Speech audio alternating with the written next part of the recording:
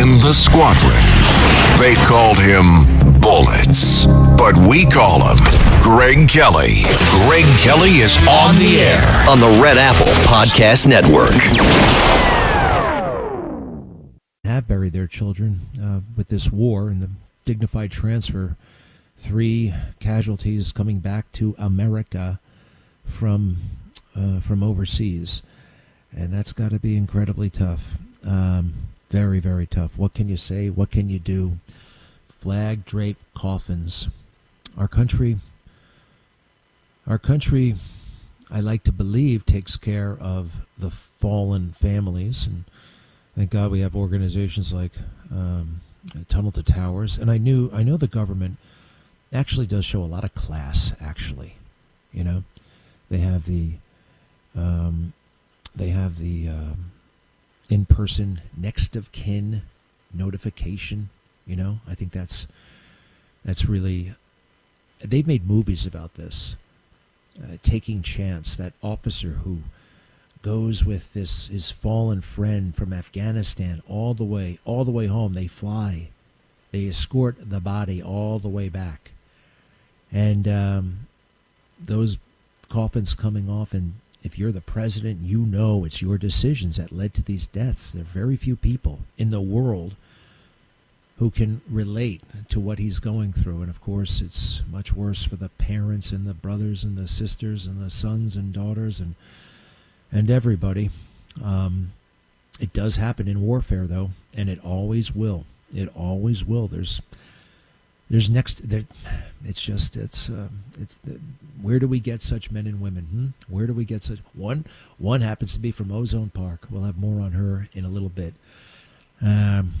So it looks like we're about to start bombing even harder than we were. I hope Iran gets the message. I'm a little bit wow, we're going to be bombing the homes of military leaders over there. That's what I'm hearing. We're going to actually bomb the homes of military leaders. I hope we get them on their way to work. I don't want any kids. I don't want any spouses, okay? I don't want them killed. I only want the combatants. All right? I'm sure we have a plan to take care of that. You know, when we hit Iraq in the run-up, we bent over backwards to not hit women and children. Even the women and children around Saddam Hussein. I'm not talking about Uday and Qusay. Those guys were totally bizarre. Do me a favor. I want you to... there are people raising genuine questions about the election of 2020. We're still allowed to do that. There are documents all over the place. I've examined them. They're very, very incriminating for those in the FBI and the CIA who tried to say that, no, the election was free and fair and unmolested. Nah, there are serious problems. It looks like China was bending over backwards to help get Joe Biden elected. What came of that? Here's one of my favorites. She's from Lindell TV, and she tracks down this Democrat bomb thrower. Houlihan is her name. Houlihan. Tom Houlihan from the Houlihan clan.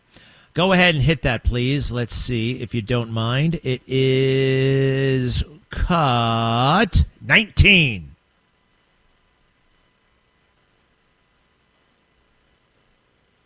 Hi, Congresswoman. Allison Steinberg with Lindell TV. Last time I spoke to you, it was right before Trump's announcement on election interference. You said there was nothing to see, but it's now come out that there was over 280,000 non-citizens on the voter rolls. Does that concern you at all?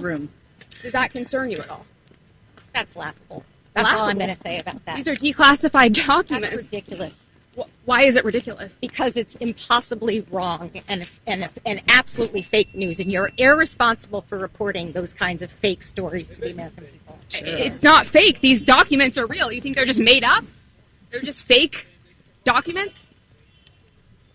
Let me tell you this. If you can name my name, I will answer your question. Who am I? Representative Chrissy Houlihan. All right, what's your question? My question is, you told me there was nothing to see regarding the election interference announcement. All of them. 280,000 illegals are on the voter rolls. Can you point to me one? Can you find me 10? It's all on the website. Can you find me 20? Can you find me 100? Can you find me 1,000? Can you find me anybody? This is All right, all then on let's the White House meet. website. Let's meet, and All right, I would be happy to. We'll find those people They're together. all on the website. It's all. I spend every day, all day, looking at classified documents. Okay. Every day, all day. The president's speech was laughable with its inaccuracies and with its falsehoods. And you're propagating this myth to the American people, which is nothing but destructive to the American way of life.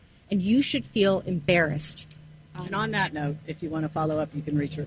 Thank you very much. Appreciate it. Who won that? I think she's a little bit too defensive. Every day, all day, looking at classified documents. No, you don't. Every day, all day, looking at classified documents. Don't flatter yourself. You know what that's called? A humble brag. Oh, classified documents every day, all day. No, you don't. Nobody does.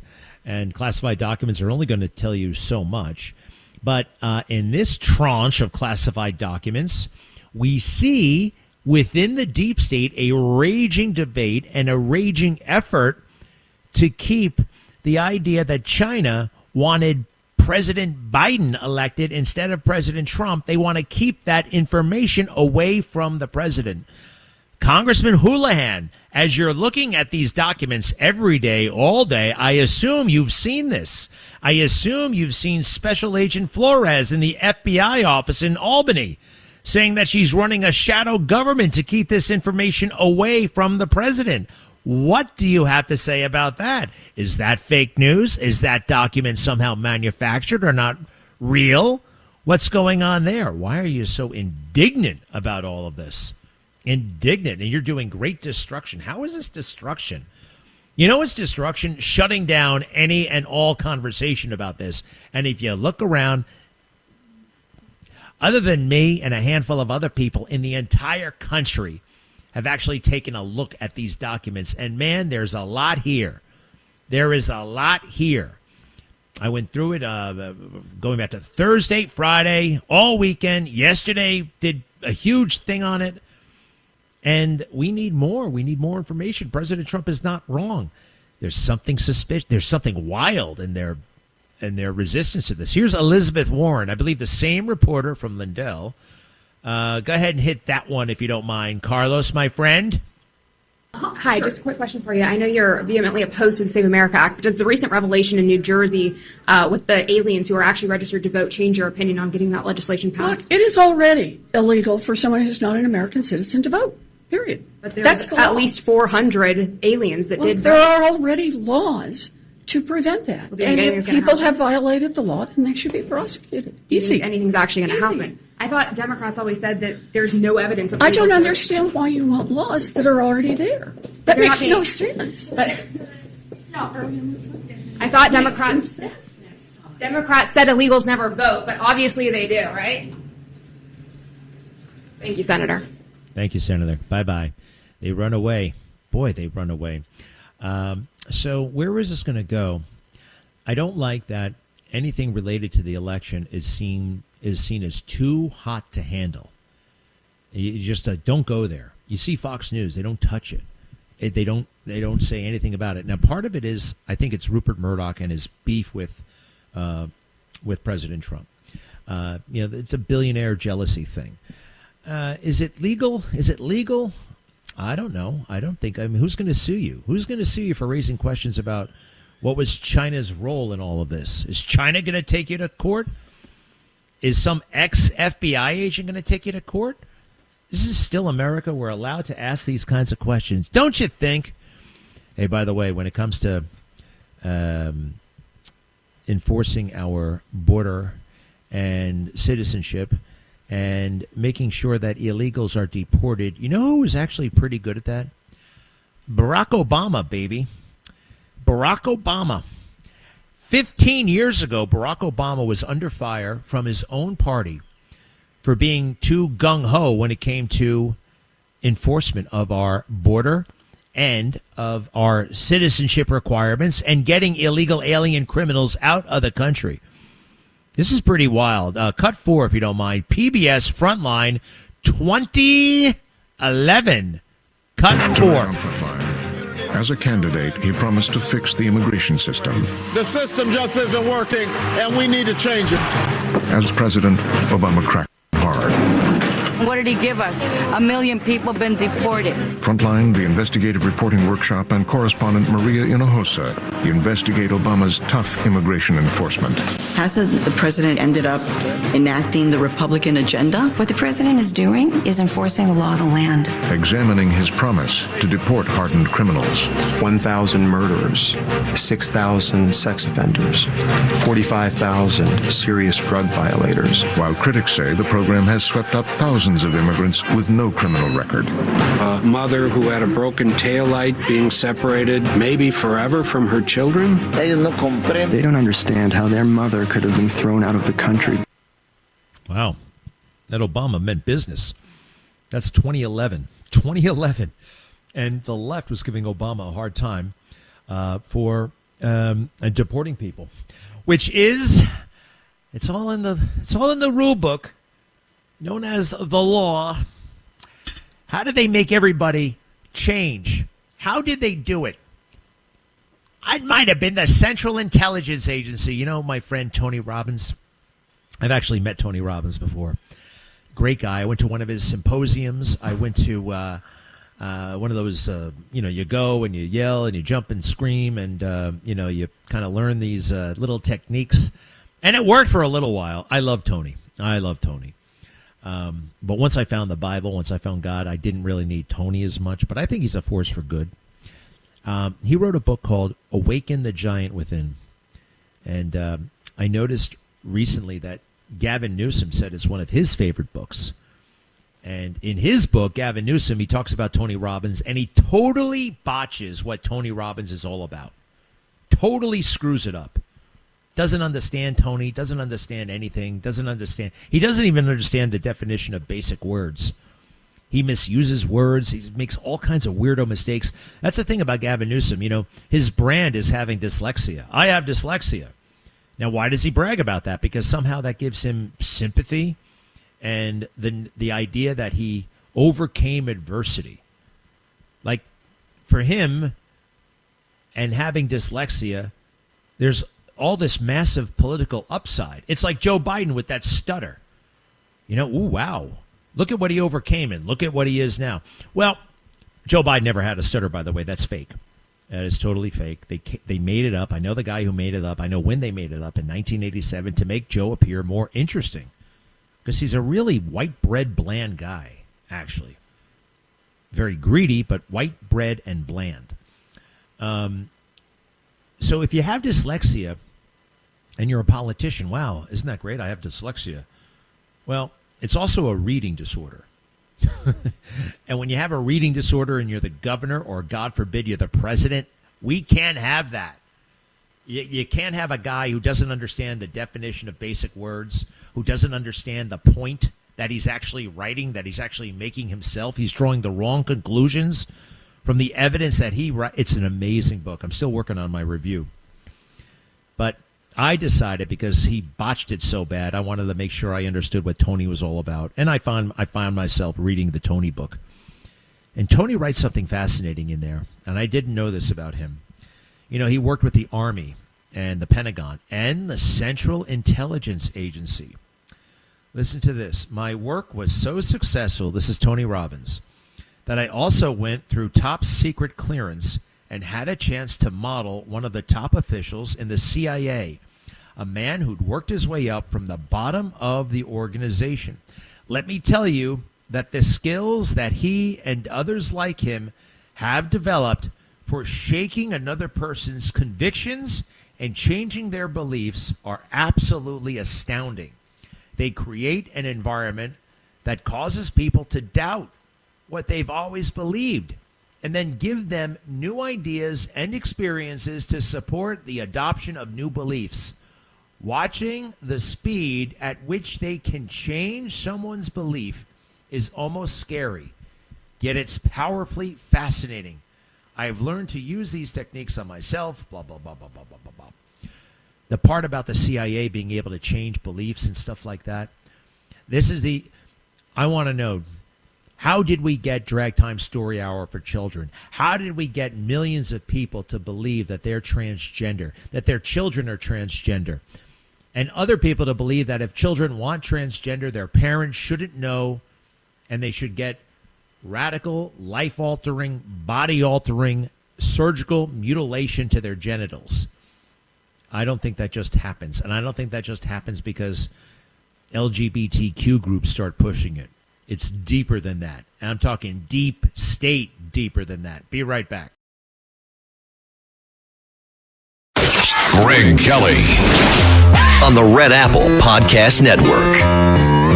800-848-9222. 800-848-9222. You know, Carlos, this Sunny Hostin. I never really pay any attention to Sunny Hostin. What difference does Sunny Hostin make? I couldn't even figure out her name.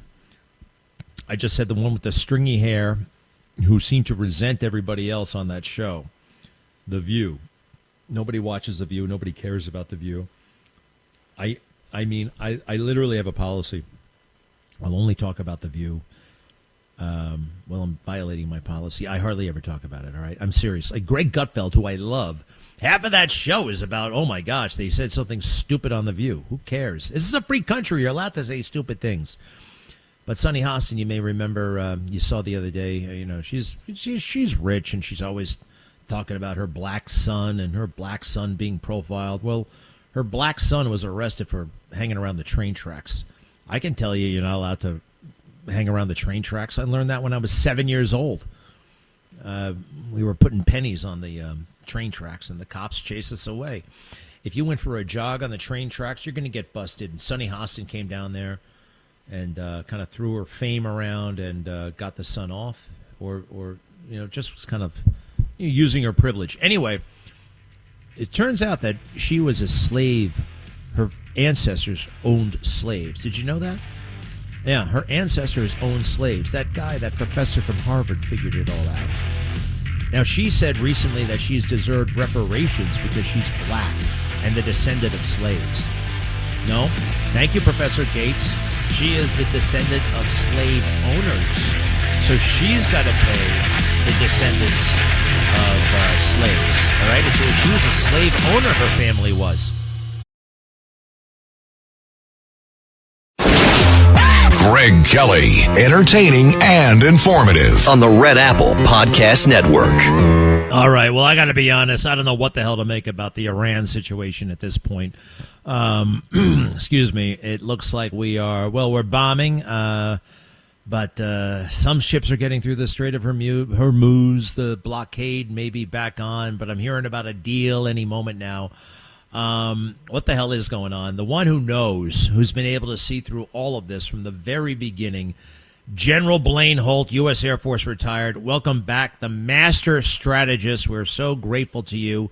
You know what I mean by a little bit of confusion on my part, maybe not your part. Maybe everybody's got this war figured out but me, but I don't know what's going on. How are you, sir? Oh, great. It's good to be with you. Welcome to the fog of war. And it's quite intentionally induced. And as we watch, and I'm watching ships go through the straits, so the Iranians can say whatever they want, but shipping's moving through, not at full throttle, but we're getting ships through, and that's very important. But okay, there's a peace deal coming anytime we're going to talk. Well, what could they possibly say that's going to suddenly instill the president's confidence and trust in any deal they would embark on? But whether they want a 10-day ceasefire to have a talk about this thing, or whether we don't give them that, the net result will be the exact same place. There is going to be a regime change. It won't be executed in its final iteration by us, but by the Iranian people.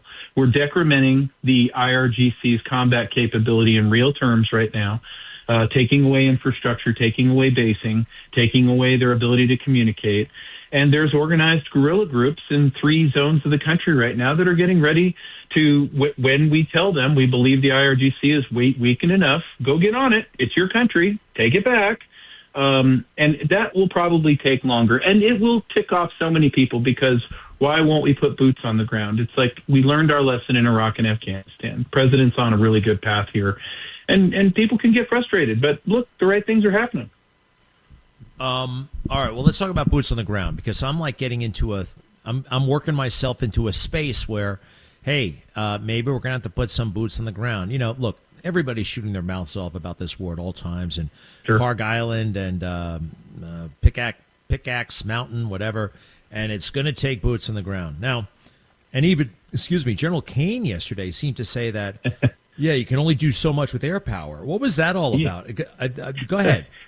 That's an Army line that has been used since the Army has been an Army. I think before Wilbur and Orville were around, they were like, no, you're not going to get it done with air power. We're not bringing an occupation force, Kellogg, Brown, and Root contracts and Dynacorp contracts for infinitum for 20 years. We know where that goes. So this is what we are doing is we're using judiciously American air and naval power to set the conditions to open up the straits once and for all, to end this regime that were put in 1979, no less than Western intelligence agencies. Thank you, France. And we're ending that. And this 47-year scourge of Armageddon psychopaths that want to bring about the end with nuclear weapons, and they mean it, well, your grandkids won't have to worry about that. So, no, it's not going to be an all-out war. Karg Island, do we put Marines down? Yes, if they threaten the oil, we will have to do that. Are there instances where we might be putting a force down on Pickaxe Mountain? Not unless the new Iranian government has taken over and welcomes us in a very peaceful way, and we get to not just take out nuclear centrifuges and that stuff, but I'm guessing that the whole thing is a crime scene, and there's evidence all over that place about deals that people here in the United States would wish there was no evidence of. Wow. All right. Well, all right. Kane is an Air Force general. So why would he say that? Why would he say that Army line that, that you can only do so much with air power? I mean, yeah, I've heard that before. It's kind of an unofficial maxim. What is this, a little bit of psyops on his part? What is that? Well, okay. I thought you meant General Keane, the Army guy over at Fox. So in the case of Dan Kane as an airman, he said it to Senator Kennedy. That's fine. What he's delineating is this is the level of our commitment. We are going to do this with air and sea power. Will we have boots on the ground? Like I said, with some limited ways. So who are the boots on the ground? He's correct. You cannot win the war without boots on the ground, but those boots are Iranian boots. If you want your country, you're going to go get it. Otherwise, we're going to have you in chaos because there will be no government. These are disingenuous, crazy people. So what I think Kane is really intoning is that there will be a baton pass to the Iranian people. Now, I could be wrong. Absolutely, I could be wrong. If you see us change up the entire script and here comes the Big Red One and the 4th Infantry Divisions, then you'll hear me stand up loudly more than almost anybody else saying, don't do it this way. Wow. Okay. So it's going to be the Iranian regime change. They're going to have to do it. You said 3 sectors. This is real. This isn't like, Paul Wolfowitz and it looks great on a PowerPoint. I mean, this is real stuff. What did Wolfowitz do? He fired the entire Ba'ath Party, sent the country into complete chaos, and created sectarian violence, which would be the seed corn to build ISIS. That's not what we're doing. What we're doing is, are they getting supplies? You betcha. Are they getting intelligence from us? You betcha. So are we in the Northeast, the Southwest, and the Southeast? There are guerrilla groups that have had time, thank you, MOU, to train. And then what a beautiful thing Pickaxe Mountain is. So you remember the Freedom Doritos, those B-2s 2 Junes ago that nailed the other nuclear facilities. Why did we leave Pickaxe Mountain alone? Oh, my. Well, I'll tell you why. Because once they went to go rescue all their nuclear equipment and crap out, they had to have some place to put it. We decided where they were going to put it. No problem. We left them a secure facility. Thank you for putting it all at Pickaxe Mountain. We'll go take care of that now. Okay. Wow. Okay, man. This is great. Now, Pickaxe Mountain, meaning we're going to destroy it or we're going to keep an eye on it? Well, we might put a couple of heaters into the front doors. I think it's pretty formidable facility, but what we're going to do in all cases is deny them the use of anything that could put them back on a track to start a nuclear enterprise. We have done that with scientist removal. Thank you, Israel. We have done that by slamming shut the doors to these underground facilities that, have been heavily damaged. whatever they rescued from the program is in Pickaxe. Looks like a juicy target to me. And while we can't obliterate Pickaxe Mountain, we certainly, like I said, can put some crowd pleasers through the front doors of that place and make a real impact. Crowd pleasers. I love it. Hey, did you catch what he said about a B-2 bomber? He called it a freedom Dorito. Is that what you said? Is that what you fly? You fly boys crack me up. Is that what you said? Yes, and listen, my C-17, I call that the Millennium Falcon. The Freedom Dorito. No, it's shaped like a Dorito, and it makes sense. All right, so, okay, a couple more quick things here. Regime change. Look, it seems like that's a dirty word or a dirty phrase, just like boots on the ground. We are not good at regime change. That's our reputation, but now we're going about it. That makes certain people nervous, understandably, right? Well, yeah, but let's look at the differences here. We're not using our clandestine services to foment a color revolution, so no Maidan revolution here. We have given the existing regime many, many off-ramps to save themselves and to remain in control of the country. They have passed up on all of those things. We are not saying that we're going to take care of this regime change soup to nuts. We're telling the Iranian people, this is your chance. How do you like not having food, water, and a currency? Well, there's Tehran. Go get on it. Where do you want the bomb? 30 minutes or it's free. You want a bomb someplace? We'll put it there. But you'll have to take back your country. Okay, that's interesting. So the problem with our previous regime change things is we were kind of encouraging them, giving them a motivation, like, hey, here's why you should overthrow the government. No, really, you should. It's going to be in your best interest. These people already know that. And now all we got to do is kind of give them a little bit of not even a nudge, a little bit of some tools or a little bit of, shaping up the battlefield there a little bit, right? I think I get it. That's the big difference, right? That is, and there's another thing in play here. We're not doing this with USAID pretending to be a charitable organization building wells and schools for kids. Those things were the seed corn to those color revolutions. This is fully transparent. We've given you every chance to reform yourselves. You're not going to do it. You want to be a threat to the world? Fine. We want to introduce you to your 90 million population, and we're going to be very above board about it. You became disingenuous, and so we're not going to help you anymore. And they're screaming bloody murder, saying, no, we can change, said the scorpion in the terrarium after it killed the last insect or whatever it wanted to do. Sorry, all right. Over. I get it. This is fascinating. I want you to listen to Hegseth on Capitol Hill yesterday. You got a flavor of this, but let's go through it. Cut 8, please. Cut 8.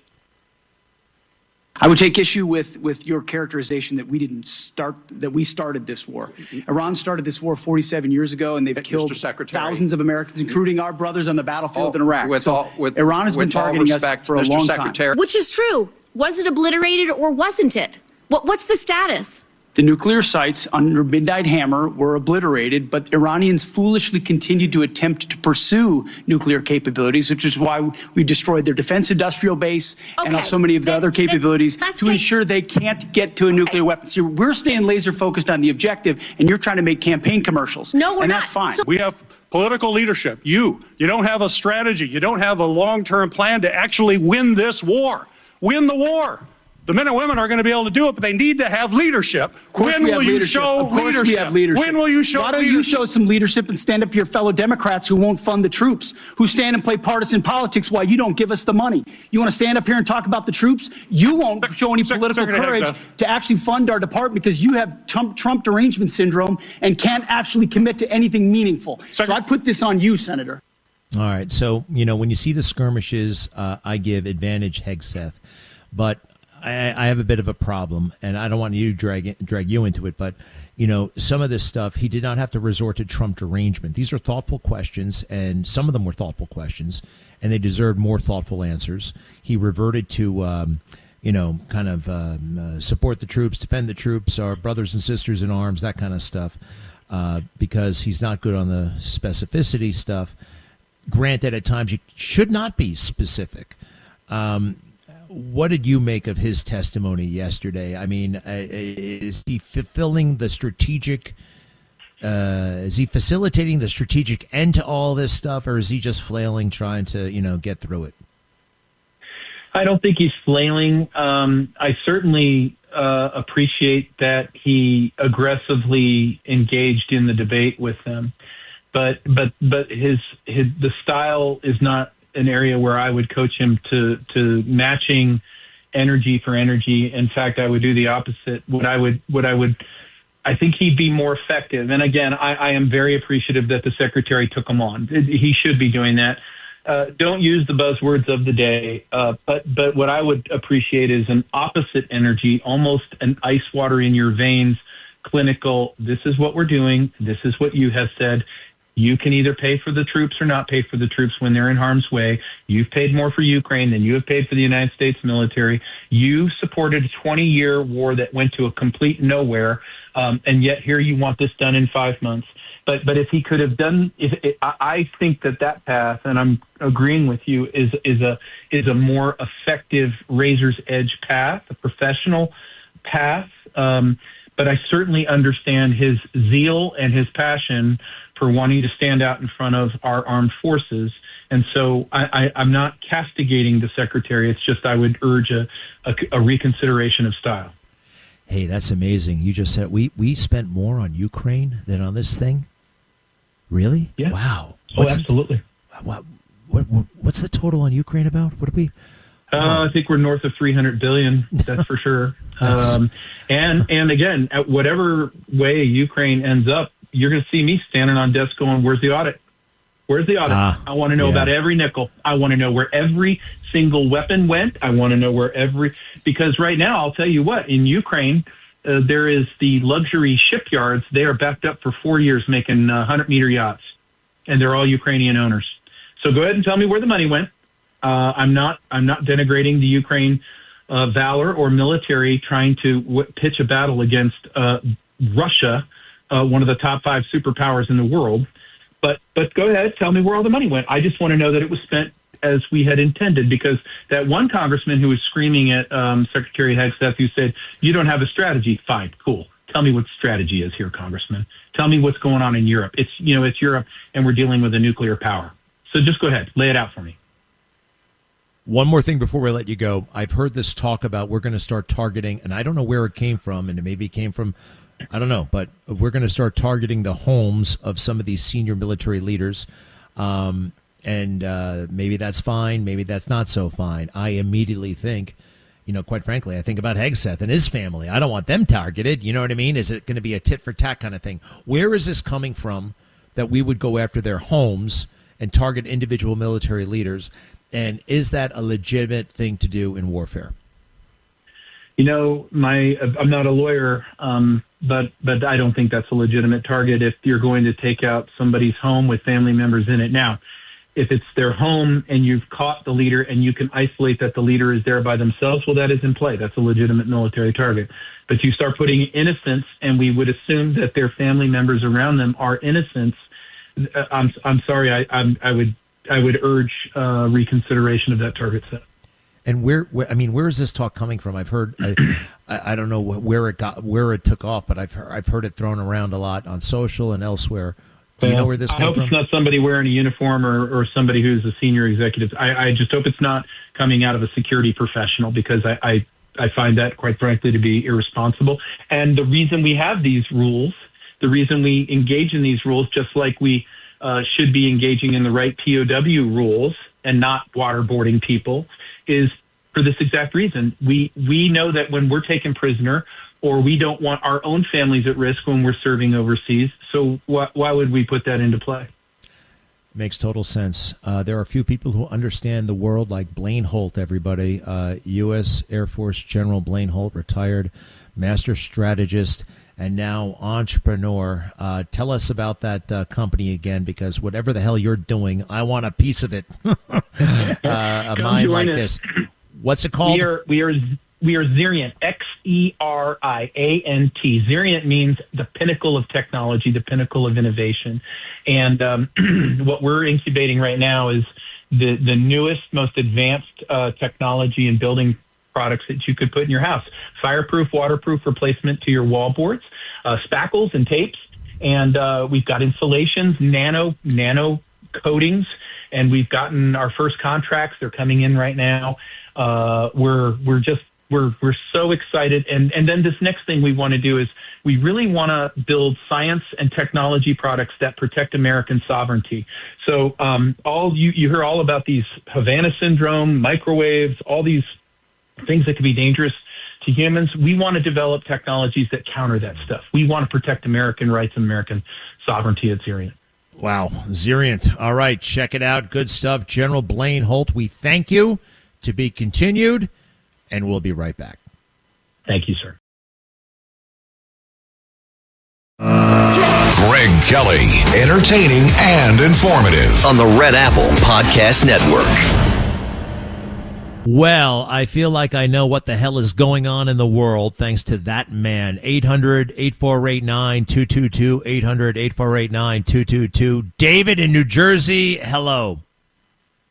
Thank you, Semper Fi from a squid. It has been over 2 months since I spoke with you last. I really hope you can convey to Congressman candidate wannabe Joe Hathaway why the Second Amendment matters, coupled with yesterday's announcement by communist Shrill and today's announcement by the Trump administration. The idea that the Second Amendment takes second foot by a bunch of spineless, gun-grabbing rhinos, gun grabber Chris Christie included, begs the question how to reciprocate those votes in November from people like me that are probably going to vote third party or may write their own names in. Enough is enough. Hathaway has had plenty of time. He's had plenty of time, and there's nothing on his website. I can put you on speaker and read through before why you do that. Before you do that, I have to say, I haven't heard anything about Hathaway in a while. I mean, I know that he didn't beat that person in that special election, and that he was going to run anyway. You know, for the. I haven't heard anything about him. What's he doing? I mean, is he running right now for sure? He's on his website for Congress mentions nothing of the Second Amendment. I know that's your issue. I'm just talking about his campaign overall. I have not heard from his team.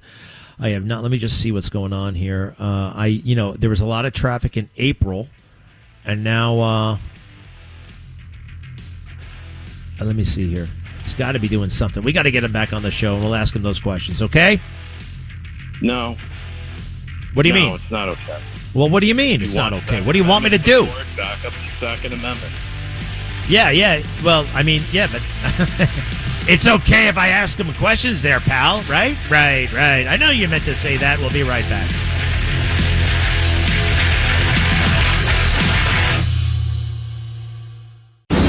Thanks for listening to The Greg Kelly Show. You can hear The Greg Kelly Show weekdays at 12:15 on 77 WABC. If you like the podcast, share it with your friends and listen anytime at WABCRadio.com and download the WABC Radio app. Hit that subscribe button on all major podcast platforms. Plus, follow WABC on social on Instagram, TikTok, Facebook, and X. See you next time for a new episode so you never have to wonder. What the heck is going on here?